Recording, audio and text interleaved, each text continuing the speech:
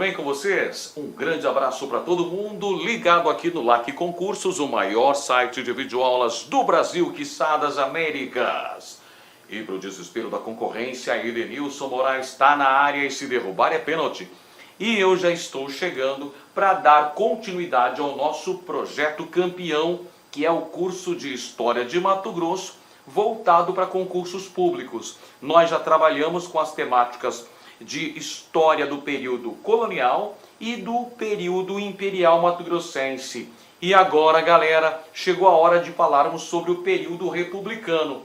E o primeiro tema que nós vamos trabalhar é o coronelismo em Mato Grosso. Iremos entender na aula de hoje as principais características deste importante fenômeno político que predominou no Brasil durante a chamada Primeira República, entre 1889 e 1930, ou seja, entre a proclamação da República e o advento da chamada Revolução de 1930. Esse fenômeno político mencionado também vigorou aqui em Mato Grosso, onde surgiram os coronéis. Esses coronéis eram geralmente grandes proprietários de terra ou grandes comerciantes que, através de seu poder econômico, exerciam um grande poder político. Então, se você quer saber tudo sobre o coronelismo em Mato Grosso, fique ligado nesta aula que o tio Edio vai contar tudo para você. Então, vamos começar falando sobre as eleições durante a Primeira República no Brasil. Gente, durante este período, o primeiro período da história republicana brasileira, uma característica indelével das eleições eram as constantes fraudes. Havia muita manipulação nos resultados das eleições no Brasil como um todo. E aqui em Mato Grosso sempre a velha política não deixava a verdade sair nua e crua das urnas, das eleições. As fraudes eram uma constante. Além do voto de cabresto, também havia o chamado voto de bico de pena, que consistia na alteração das atas de contagem de votos. Vamos ver então, primeiramente, qual é a definição de coronelismo. Olha só, denomina-se coronelismo o fenômeno político que teve o seu apogeu durante a chamada Primeira República no Brasil, onde o coronel era o chefe político local. E quem eram esses coronéis? Eles eram grandes proprietários de terras, pecuaristas ou até mesmo usineiros ou comerciantes, no caso aqui de Mato Grosso. Então esse chefe político local concedia favores para o eleitorado, para aquelas pessoas que estavam sob a orientação, sob a proteção do coronel. Este era o chamado curral eleitoral. O coronel era aquele personagem que conseguia arrebanhar uma série de pessoas que dependiam de forma direta ou mesmo indireta do assistencialismo do coronel, dos favores do coronel. Então havia essa relação de clientelismo. Esse assistencialismo que eu coloquei aqui para você, que era justamente consistido nas estratégias paternalistas. Ou seja, o coronel atuava como se fosse uma espécie de benemérito, uma espécie de líder paternalista, que concedia uma série de favores para as pessoas, só que em troca, você já sabe, havia a exigência do voto. Por isso que o voto ficou conhecido nessa época como voto de cabresto.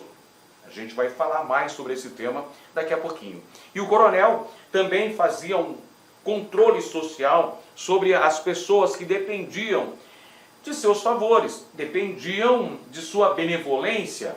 A violência era um traço recorrente da política existente nesse período, porque todos os coronéis tinham bandos muito bem armados que defendiam seus interesses político-partidários. poder do coronel era medido justamente pelo tamanho do curral eleitoral que ele possuía. Ou seja, quanto mais eleitores o coronel conseguisse controlar, maior seria a sua predominância política. Portanto, o poder de cada coronel era medido justamente pelo número de eleitores que ele conseguia controlar nas eleições, o seu curral eleitoral. Falando agora sobre o poder dos coronéis, pessoal, eles eram ricos proprietários de terras ou comerciantes. Constantemente haviam muitas lutas armadas entre as oligarquias. Perceba muito bem, meu caro aluno, minha cara aluna, que uma das características da política no Brasil durante a Primeira República, neste período histórico em que estamos estudando, era justamente a predominância política das chamadas oligarquias. Mas, afinal de contas, o que eram essas tais oligarquias? Eram grupos políticos que controlavam toda a estrutura política, administrativa nos diversos estados brasileiros. Em todos os estados que faziam parte do Brasil, nesse contexto histórico, haviam oligarquias dominantes. Essas oligarquias eram grupos de coronéis que se uniam para conquistarem as eleições, para conquistarem o poder, ou mesmo para permanecerem nele. Então, oligarquia eram grupos de coronéis. Essa palavra de origem grega significa governo de poucos. Óligos, poucos, arquia, governo, oligarquia. Então, você tem aqui governo de poucos indivíduos. Estes poucos indivíduos eram estes grupos de coronéis que controlavam a política. Aqui em Mato Grosso não foi diferente. Nós tivemos, então, basicamente, duas oligarquias. Acompanhe comigo aqui na lousa. Havia a oligarquia do norte, sediada em Cuiabá, formada principalmente por coronéis usineiros. As usinas de açúcar eram um ramo muito importante da economia mato-grossense nessa época. E os coronéis usineiros tinham uma preponderância política bastante significativa. Então a oligarquia do norte, sediada em Cuiabá, era formada principalmente por usineiros, mas não apenas por estes. Havia comerciantes, havia também proprietários de terra.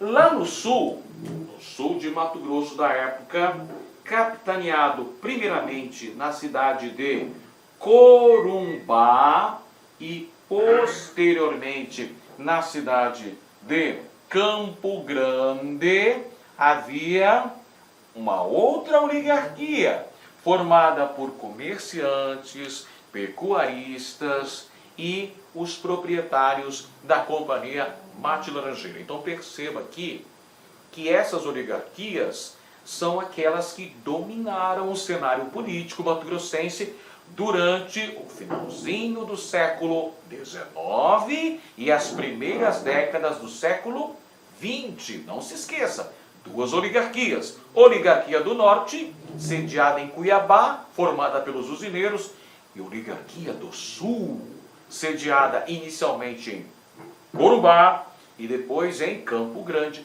formada por grandes comerciantes, criadores de gado e também pelos proprietários da Companhia Mate Laranjeira, que era a principal empresa existente em Mato Grosso durante o início do século passado.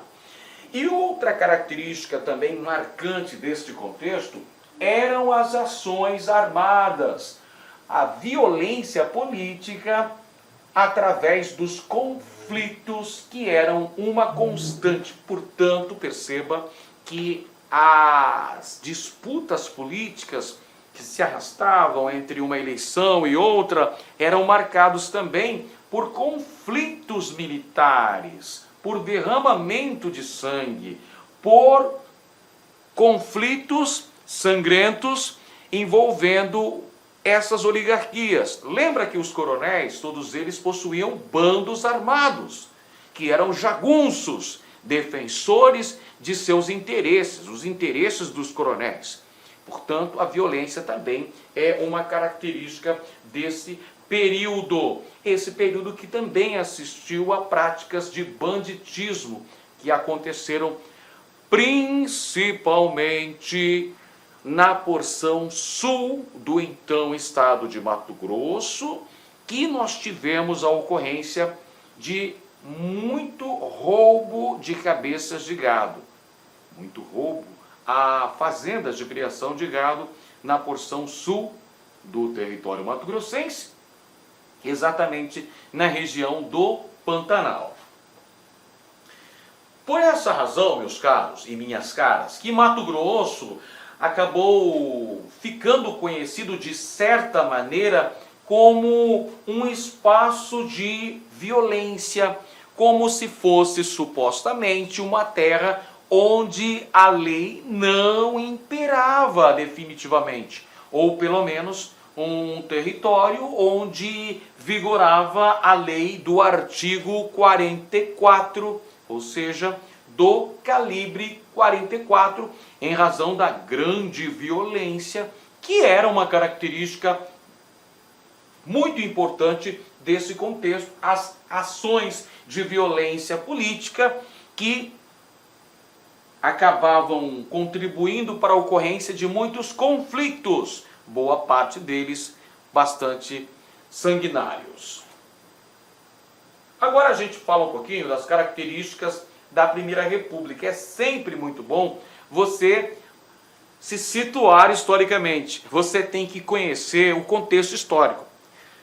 Fica muito mais fácil de você ter uma compreensão de todo o processo histórico se você sabe qual é o período que nós estamos falando.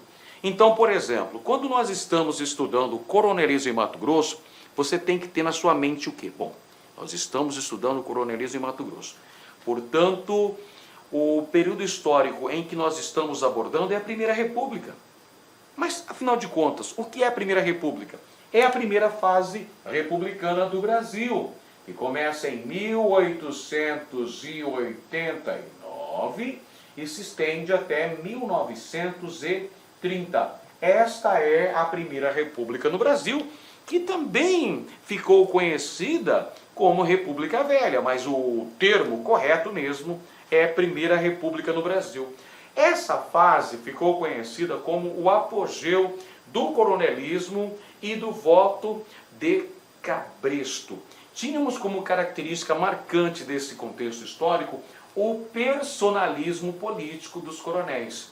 Veja bem, existiam partidos políticos aqui em Mato Grosso nessa época, como via de regra em todo o Brasil. Mas esses partidos políticos não eram nacionais, como o são os partidos políticos dos dias atuais. Naquela época, os partidos eram regionais. Apesar da existência dessas agremiações partidárias, o que imperava, o que vigorava para valer nesse período, nessa época, era o personalismo político dos coronéis. Porque nas eleições, os coronéis, eles se representavam. Basicamente era o nome, era o peso, era o prestígio político do coronel e não a agremiação partidária a qual ele se encontrava filiado politicamente. Perceba que então o que impera nessa época é o personalismo e não a ideologia político-partidária. É o personalismo, é o caráter pessoal de cada um desses políticos influentes do período, que no caso são os coronéis, que eram os caciques políticos dessa época. E esses coronéis, eles formavam constantemente, sempre que havia disputas políticas entre oligarquias aqui em Mato Grosso, nós tínhamos a formação de batalhões patrióticos. Estes batalhões patrióticos a que me refiro são os exércitos paramilitares que cada oligarquia montava. montava justamente para defender seus interesses político-partidários. Então esses bandos armados existiam justamente para defender os interesses dessas oligarquias, ou para que elas permanecessem no poder, ou para que elas conquistassem o poder. Então nós temos esses batalhões patrióticos que surgem durante a época do coronelismo no estado de Mato Grosso.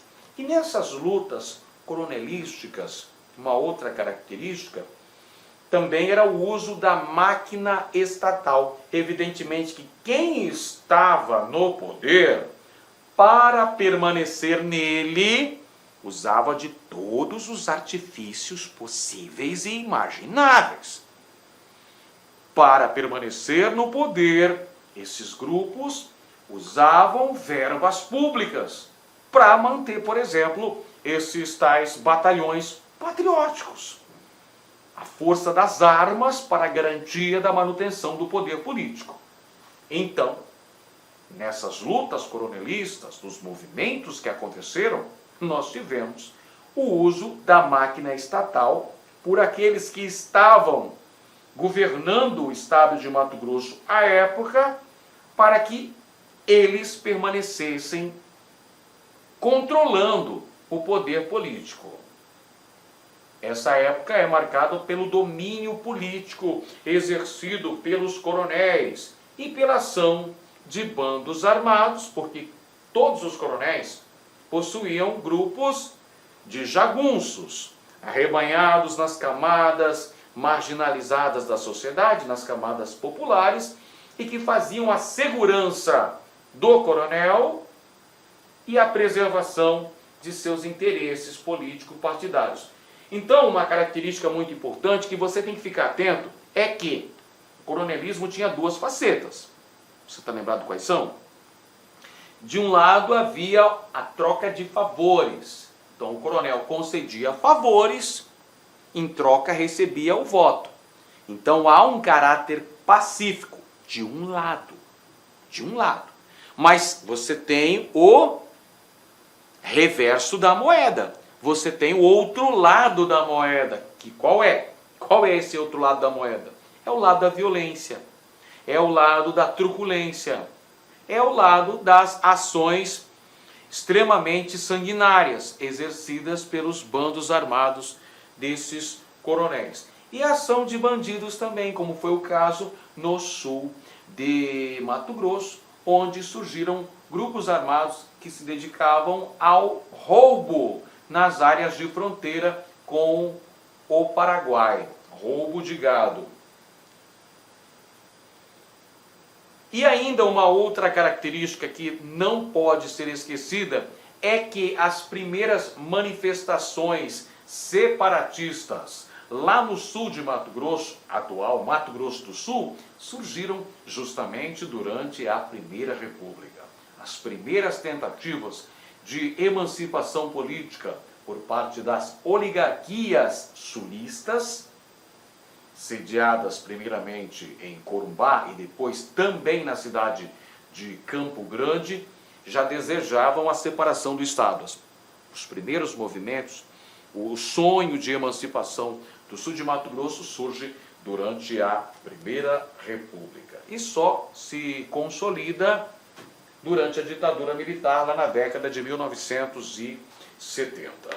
Bom, vamos ver então agora como que os coronéis controlavam as eleições aqui em Mato Grosso nesse período. O primeiro ponto importante é que havia uma marginalização política de amplos setores.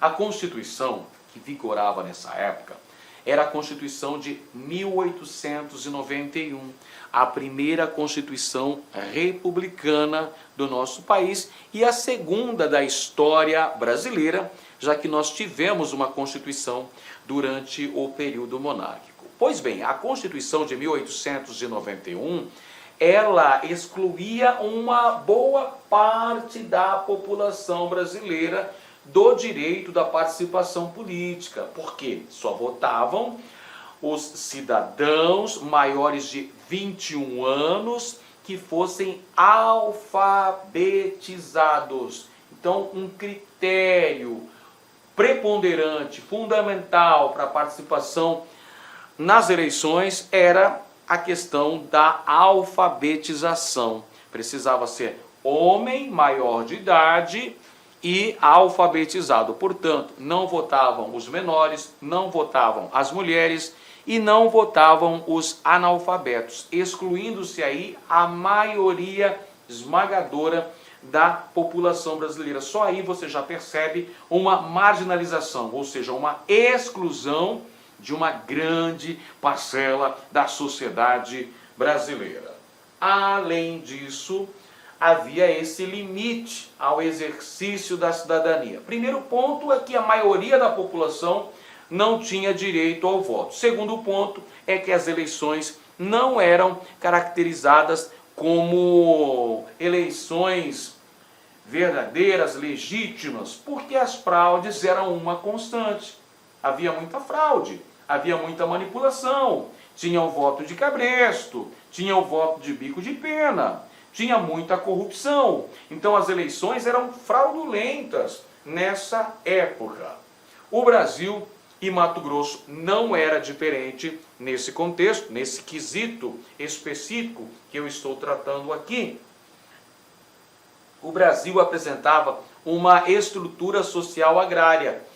Isso ocorria porque a maioria da população brasileira se concentrava nas áreas rurais. Sim, a população rural no Brasil era predominante durante essa época. Então essa concentração da terra se revertia também na concentração do poder político, ou seja, os grandes proprietários de terras, os grandes comerciantes, os grandes empresários da época controlavam toda a estrutura política.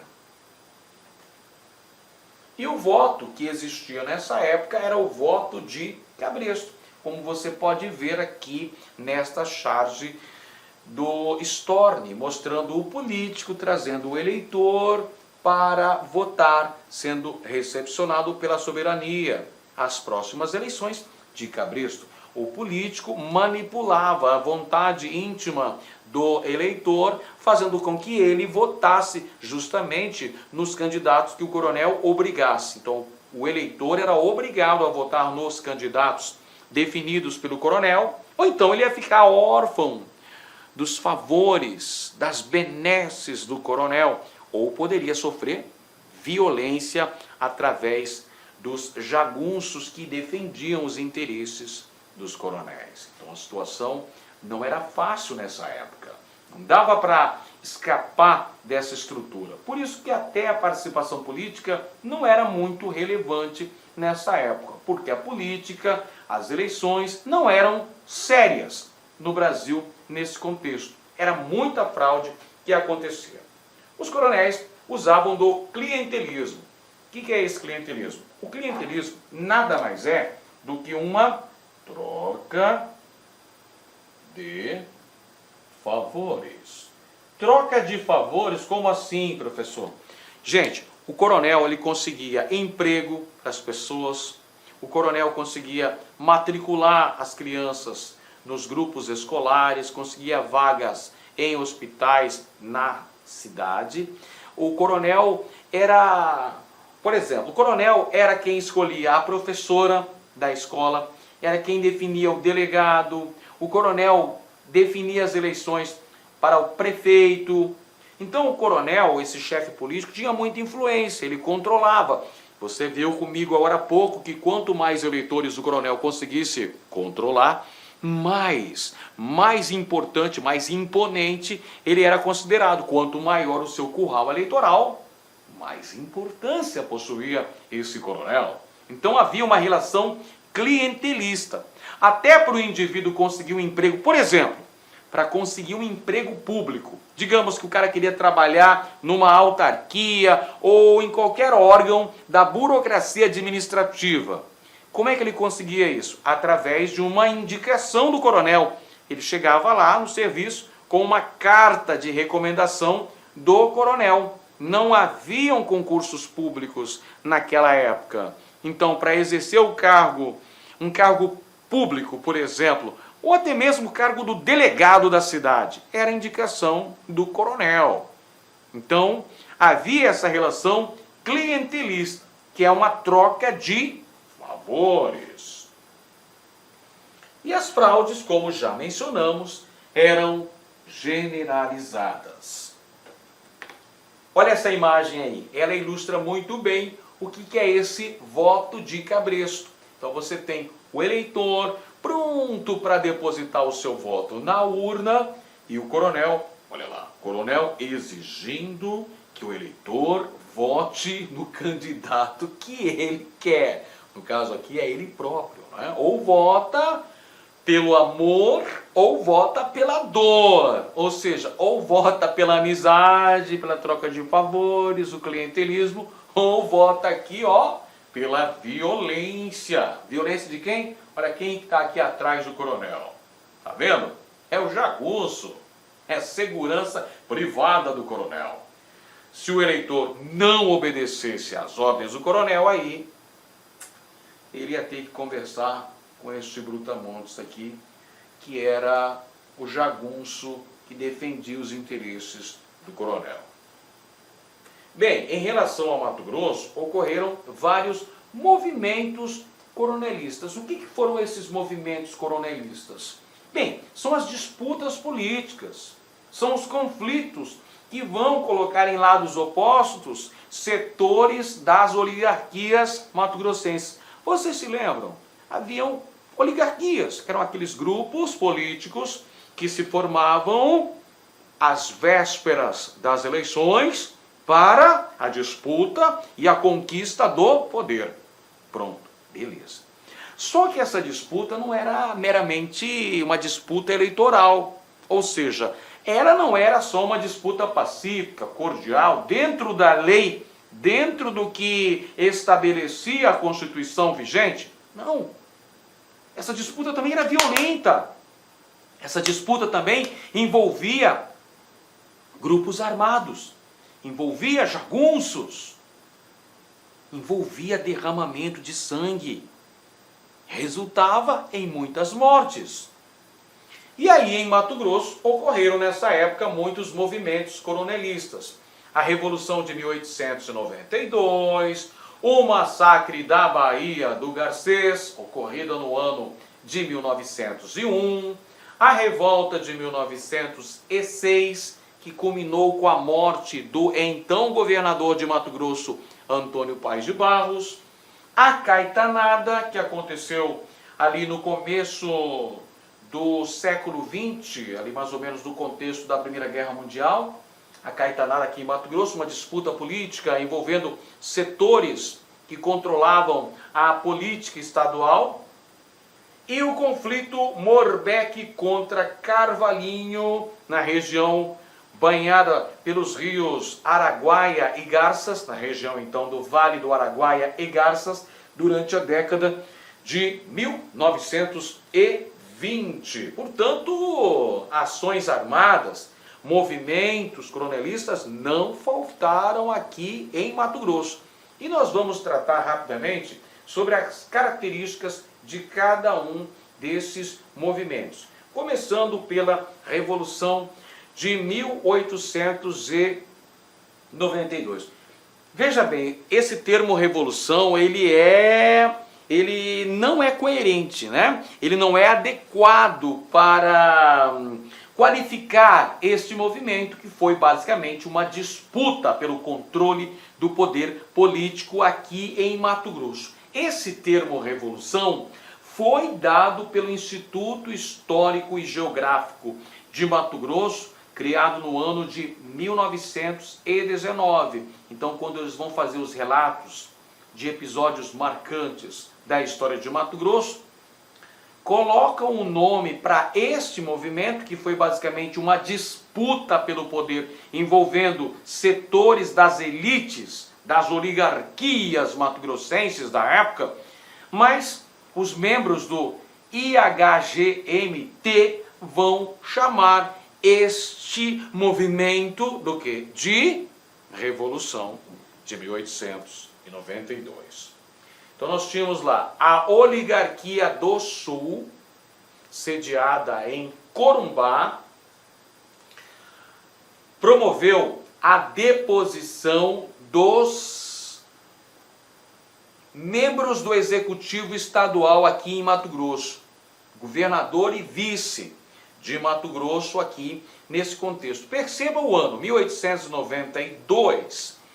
Nós estávamos num contexto bastante agitado no Brasil, porque tivemos, antes dessa data, em 1891, a renúncia do presidente Deodoro da Fonseca e a posse do vice-presidente Floriano Peixoto, contrariando o que dizia a Constituição, que ele deveria convocar novas eleições, mas ele não convocou. O Marechal de Ferro bateu o pé e assumiu a presidência da República à força, mesmo contrariando a lei que obrigava a convocar novas eleições. Mas ele assegurou, ele alegou que essa regra só valeria para as próximas eleições presidenciais. Então, no contexto do governo de Floriano Peixoto, irromperam algumas revoltas consideráveis no Brasil. Como, por exemplo, a Revolta da Armada, que foi um movimento promovido pela Marinha Brasileira contra o governo federal, e a Revolução Federalista, que começou como uma disputa política no sul do Brasil, lá no estado do Rio Grande do Sul, mas que acabou ganhando força. Floriano Peixoto, presidente da República da época, conseguiu sufocar esses dois movimentos. Então, nesse contexto que aconteceu a renúncia de Deodoro da Fonseca, a oligarquia do Sul, sediada em Corumbá, tenta conquistar o poder e destituir governador e vice de Mato Grosso, respectivamente Murtinho e Generoso Ponce, e forma uma junta governativa lá no Sul, lá em Corumbá. Murtinho e Ponce, contando com o apoio do presidente Floriano Peixoto, organizam um contragolpe em Cuiabá, com a utilização de forças militares, a chamada Legião Floriano Peixoto, conseguem reverter a situação e retomar o poder político, derrotando os oposicionistas. Então você percebeu que a Revolução de 1892 foi uma disputa pelo poder político aqui em Mato Grosso, entre a oligarquia sulista, sediada lá em Corumbá, contra a oligarquia nortista, sediada em Cuiabá, que estava no poder, com os Murtinho e com Generoso Ponce. A oligarquia do Sul tentou dar um golpe para retomar o poder. A oligarquia do Norte conseguiu dar um contragolpe com o apoio do governo federal e derrotou os oposicionistas.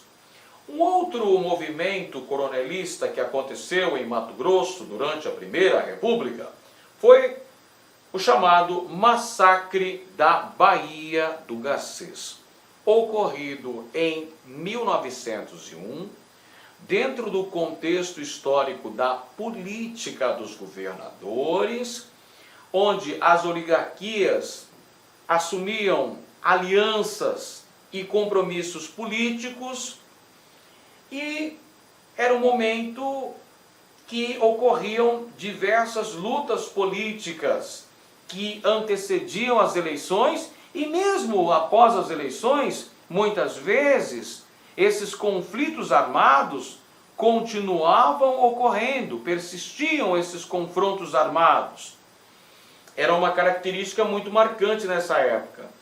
E nesse contexto nós tivemos as eleições de 1898, quando ocorreu um rompimento entre duas tradicionais famílias que dominavam a política aqui em Mato Grosso. A família Ponce e a família Murtinho. Nesse rompimento, nós tivemos aí a vitória do candidato apoiado pelo Generoso Ponce. Só que essa eleição, a vitória desse candidato, ligado à oligarquia comandada pelo Generoso Ponce, não foi aceita pelos seus oposicionistas, os irmãos Murtinho, que com o apoio do governo federal da época, organizou a Legião Campos Sales sob o comando do usineiro Antônio Paes de Barros, o Totopaz, que invadiu a cidade, sitiou a cidade de Cuiabá e obrigou a Assembleia Legislativa de Mato Grosso a anular aquele pleito, aquelas eleições, convocando novas eleições que agora sim determinaram a vitória de um candidato apoiado pela família Murtinho, que foi o Pedro Alves de Barros. Então aqui nesse contexto, pessoal, você percebe que há uma movimentação armada para a conquista do poder e para a manutenção dele.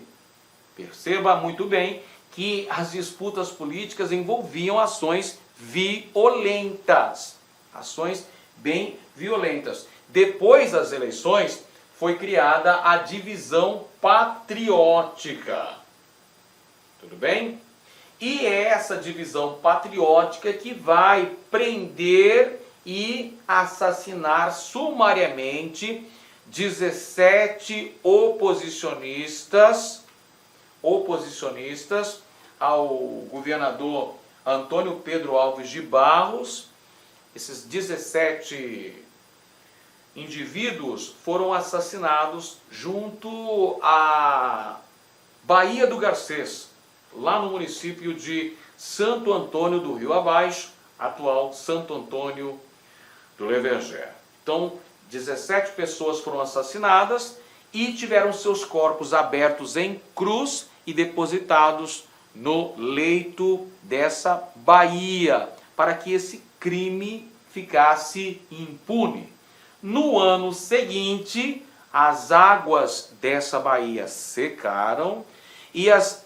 Olá, meus amigos, minhas amigas, sou o professor Lac. Inicialmente eu quero pedir licença aos seus estudos, mas essa videoaula do YouTube é uma videoaula demonstrativa, videoaula demonstrativa.